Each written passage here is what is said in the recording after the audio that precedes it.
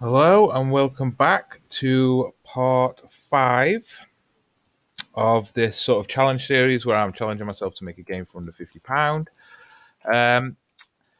In this video, we're going to go ahead and I've already done a little bit of work on this.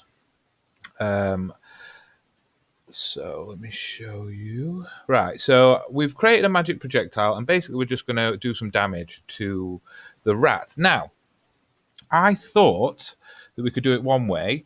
I'm going to show you that way, but it doesn't work. And does anybody know why that doesn't work, or can help me out with that? It'd be great. But we can get it working. But I'll show you the way I thought it should work. Right. So inside the magic projectile, we have a sphere.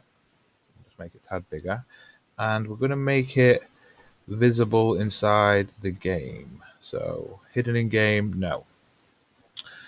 And then we have this sphere, and then on component begin overlap, and we cast to rat BP, rat underscore BP. And then we place the object in there, and then we should just be able to apply damage.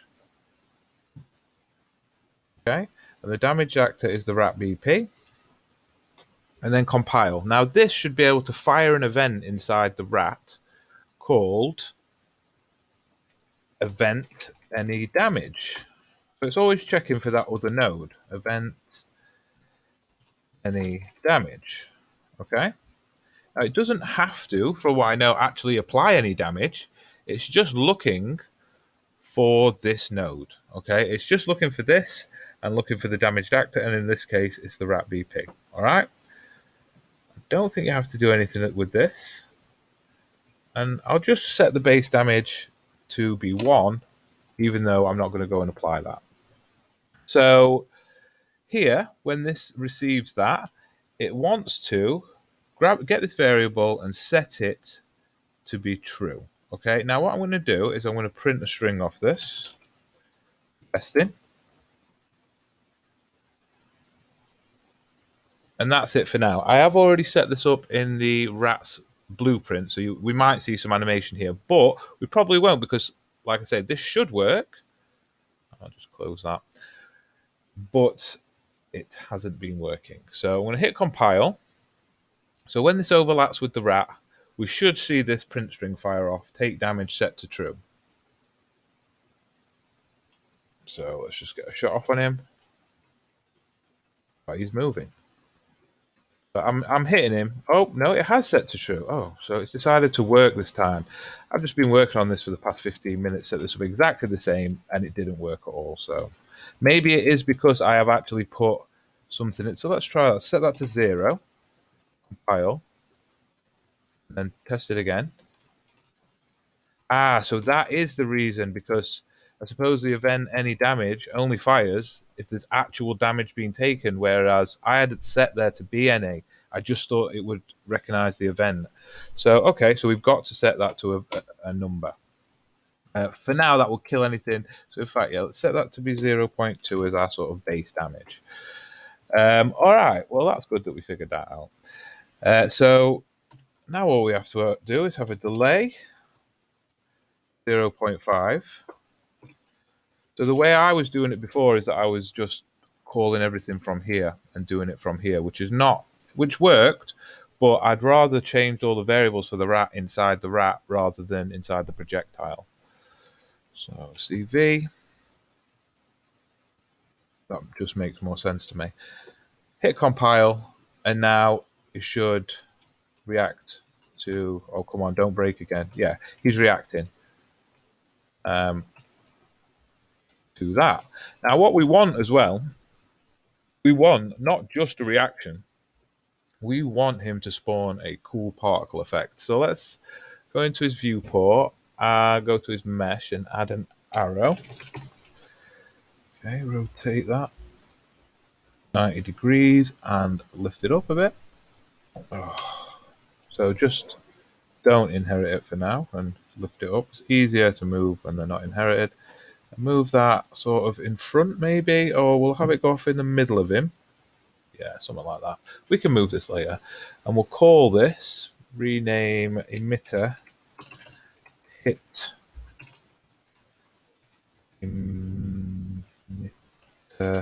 location. And we're going to use that to spawn an emitter when this series of events happen. So just drag that over there. We want to spawn emitter at location. If we go back and have a look at our special effects and our particles, we can see that our eye shot has this hit effect that should go with it. I think it's an aura. Yeah, here we go. Water hit, ice hit. Okay, so this is the ice hit effect that we want to play. So open up the rat again and click on this little arrow, and that'll add that. And we want to use the hit emitter location, get world location, as its location. I'm going to set the scale to be 2. It'll work better. Oh, not 20. Okay, let's give that a test.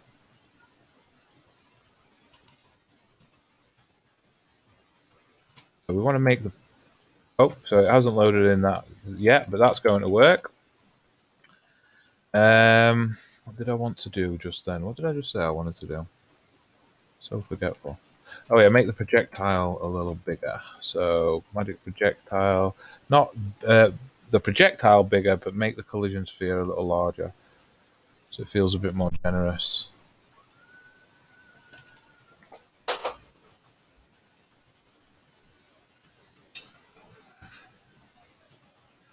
All right, cool. Now, obviously, this is an ice staff, so when he's hit by this, we want to freeze him for a bit, I guess. Okay, so let's just... Oh, where did he go?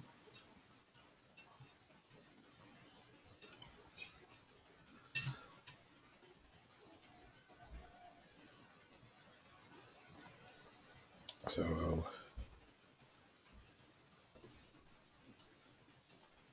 let's see, as the shaders compiling. Yeah, I'm just waiting on the shaders. All right, so there's that, but also I love particle effects. So I'm going to go into my library here, and I'm going to add something that I know I haven't added yet. Here, the stylized combat pack. Add to project. Wizards. Add to project. Go back into Unreal, and then create another particle effect, and we can spawn it in the same place. So Control CV.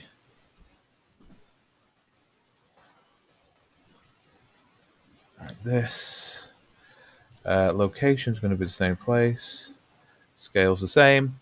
And then we just want to go into our new, and it was called FX Variety Pack, Particles. And I'm going to, no, this wasn't it. It was the stylized combat effects, particles. And then we'll take the, we've got P impact and P critical impact. I just like this one better, even though it might be a little bit over the top. So we could change it back if it's too much. But with particles, is it ever too much?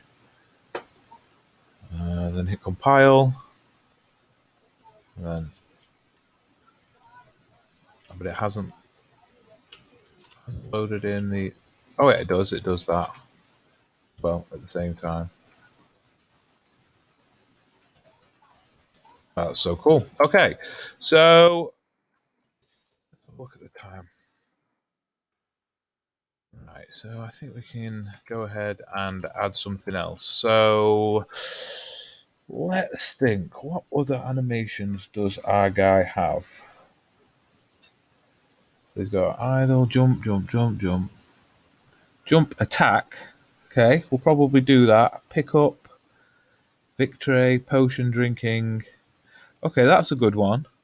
Let's do that. So heal. Okay, so let's do a heal ability. So let's click on our player, and I'm going to come in and comment all this soon, and I'm going to have a heal.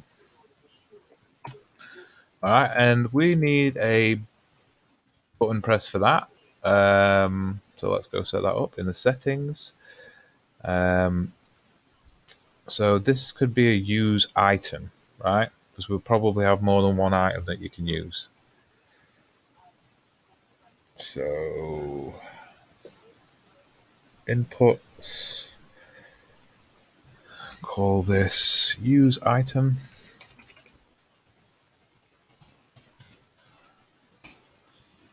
And we'll put this on E. Now, I'm going to come back and set all this up for controller as well, because I want this to be a controller game. We'll have mouse and keyboard too. So we got that, and then we want, so did I just call it use item? Yes. So when we use item, well, we'll need to later on come and do a check to see what item we've got. But for now, we can just we've got heal. So set heal to be true. Delay. Then it's false. Check how long the heal animation is. So the drink potion. That's 2.6. So 2.5. I'm also going to make it so that we disable movement. And then we will set movement mode afterwards to walking. So that when he drinks his potion, he has to stand still. Then we need to go to the animation blueprint.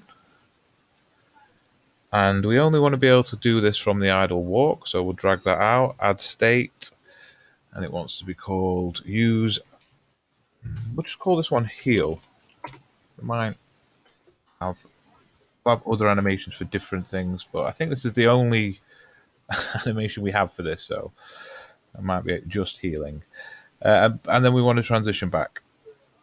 So we need to make sure we have compiled. Just close some of this stuff. Don't know why the sky sphere is open. And then back here, get the heal animation.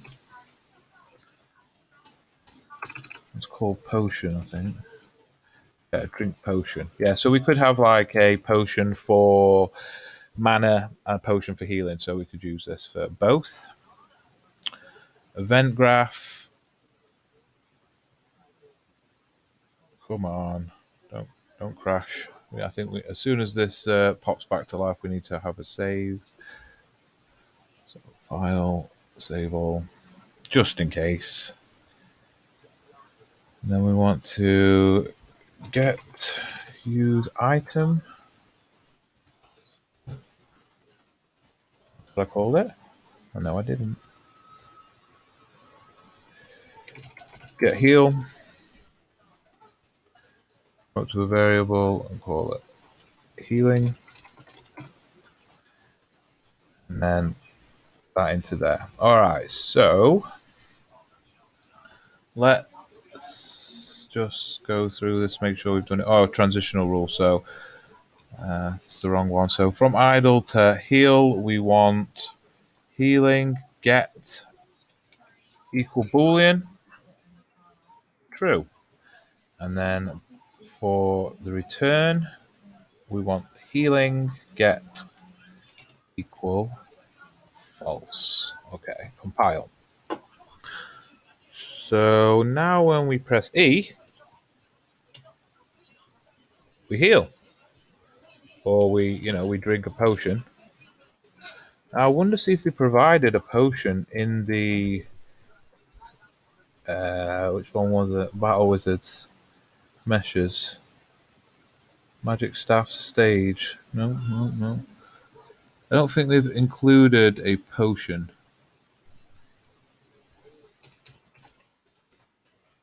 No. So we'll have to either make one or find one. It's low poly, so we'll probably just go ahead and make our own. It'd be super easy to do that. Right, we're going to end this one here. And I'll probably get back on with this a bit tomorrow and post some more videos. But yeah, we've made a good start. We have a character that can attack. It keeps missing though. He'll take, well, he doesn't actually take damage yet. We'll set that up next time. Um, okay, so that's it so far, and we'll in the next one we'll probably actually work on the AI. So he's attacking us, and he'll like if there's multiple of them, they'll like surround us and take turns to attack us and do all that kind of stuff. Okay, see you in the next one.